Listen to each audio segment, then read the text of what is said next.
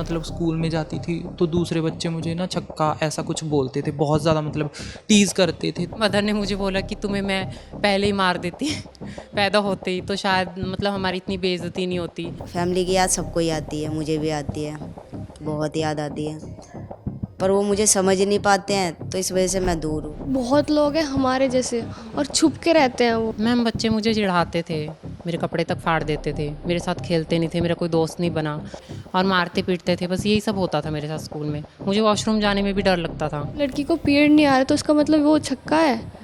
मतलब मेरी एक फ्रेंड थी, उसको पीरियड नहीं आते थे तो उसे मतलब कि डायरेक्ट बोल दिया कि तुम किन्नर हो। ऐसे थोड़ी होता है, आप कैसे डिसाइड कर सकते हो।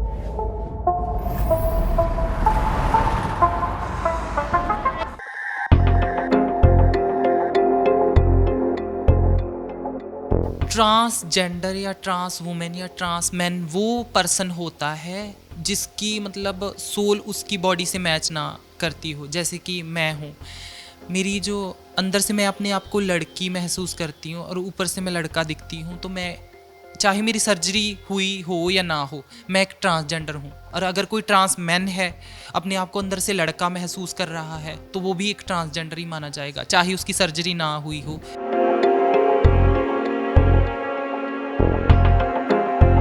घर पे मैं इसलिए नहीं कर पाती क्योंकि मेरे घर वाले नहीं चाहते कि मैं ऐसे लुक में रहूँ। वाले तो एक्सेप्ट करने के लिए मॉम एक चांस एक्सेप्ट कर लेती है, लेकिन जो भाई आस पड़ोस ये एक्सेप्ट नहीं करने देते। एक्चुअली मैंने घर क्यूट करे हुए मेरे को 7 साल हो गए, छोटे।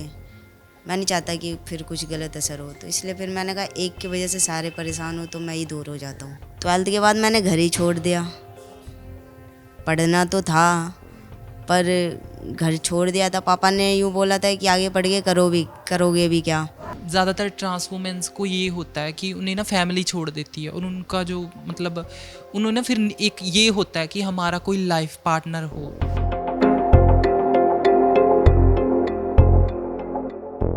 कब से हैं आप यहाँ पर गरिमा गृह में? कितना वक्त हो गया है? क्या क्या सीखा? मैं यहाँ पे 1 अक्टूबर से हूँ एंड 2021 एंड मैं काफ़ी मतलब यहाँ पर कंफर्टेबल फील करती हूँ। शेल्टर होम में आकर मुझे पता चला कि यहाँ पे मेरे जैसे और भी हैं जिनके साथ ये सब चीज़ें हो चुकी हैं, और यहाँ पे मतलब एक नया रास्ता हमें दिखाया जाता है कि आपका फ्यूचर है, अभी आप ख़त्म नहीं हुए, इधर से आप कुछ नया सीख सकते हैं, आप कंप्यूटर का कोर्स कर सकते हैं, जिस चीज़ में आपकी रुचि है वो आप इधर कर सकते हैं। चाहे आपको मॉडलिंग में जाना हो, सिंगिंग में जाना हो, या कोई भी आपका प्रोफेशन हो, वो ये पूरी करने में हमारी पूरी हेल्प करते हैं। पहले मैं किसी से बात भी नहीं कर पाता था, यहाँ पे आके थोड़ा नॉर्मल लगता है तो बात कर लेता हूँ, क्योंकि मेरा सेल्फ कॉन्फिडेंस ना बहुत लो रहता था, बट यहाँ पे अपने लोग मिले तो थोड़ा ग्रो हो रहा है अभी, इसलिए। हमें रहकर English speaking course, personality development courses करके अपने आप को इतना सशक्त बना लिया है कि आज मैं बहुत जल्द एक रेडियो जॉकी बनने वाली हूँ। यहाँ पर मैंने सुना है कि यहाँ पर इसके बारे में भी गाइडेंस दी जाती है कि कैसे आप आगे ऑपरेशन वगैरह करवा सकते हैं,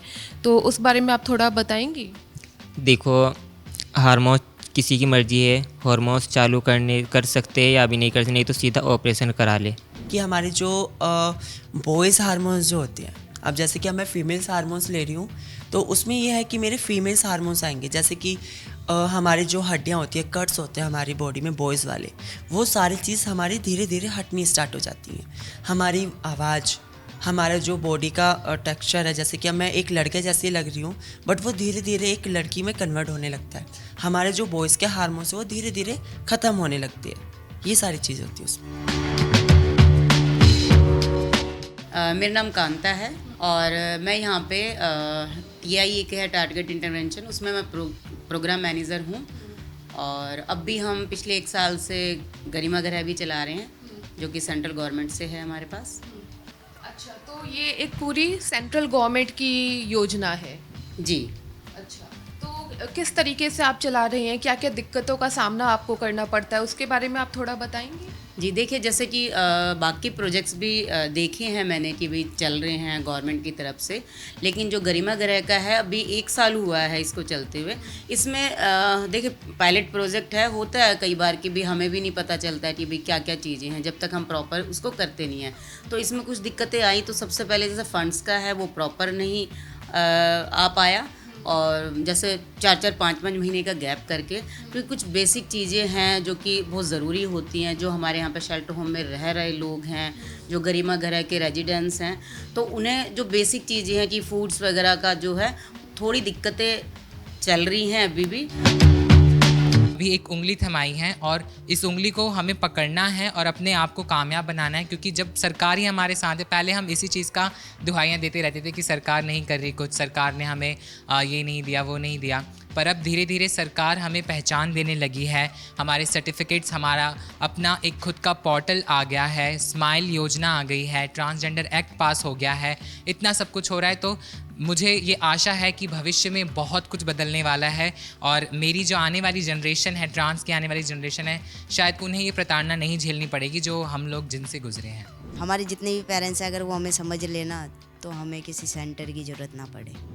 LGBTQIA+ ये क्या होता है? एक लंबे समय तक जब भी जेंडर की बात हुई तो केवल 2 जेंडर्स का नाम ही सामने आया, महिला और पुरुष। लेकिन जेंडर आइडेंटिटी कई सारी होती है, सिर्फ 2 नहीं। उन्हीं आइडेंटिटीज को दर्शाता है LGBTQIA+। L का मतलब होता है लेस्बियन। ये शब्द उस लड़की के लिए यूज होता है जो लड़कियों के प्रति सेक्सुअली आकर्षित हो। G का मतलब होता है गे। ये शब्द उस लड़के के लिए यूज होता है जो लड़कों के प्रति सेक्सुअली आकर्षित हो। और B का मतलब है बाइसेक्सुअल। ये ऐसे शख्स के लिए यूज होता है जो महिला और पुरुष दोनों के प्रति सेक्सुअली आकर्षित हो सकता है। T का मतलब है ट्रांसजेंडर।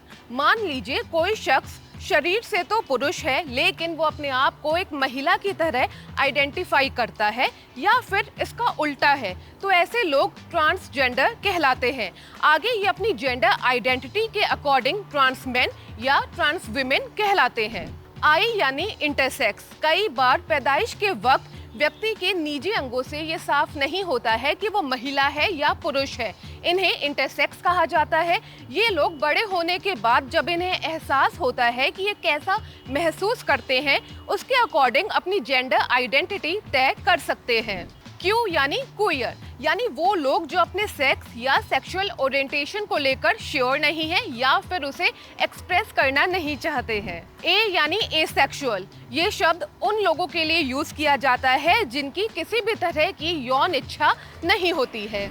आखिर में आता है प्लस, यानी वो सारे लोग जो अभी तक बताई गई कैटेगरीज में फिट नहीं होते हैं लेकिन खुद को LGBTQIA कम्युनिटी का सदस्य मानते हैं। प्रेम और इंसान के कई सारे रंग होते हैं, इसीलिए LGBTQIA+ कम्युनिटी के लिए रेनबो के रंगों का इस्तेमाल किया जाता है।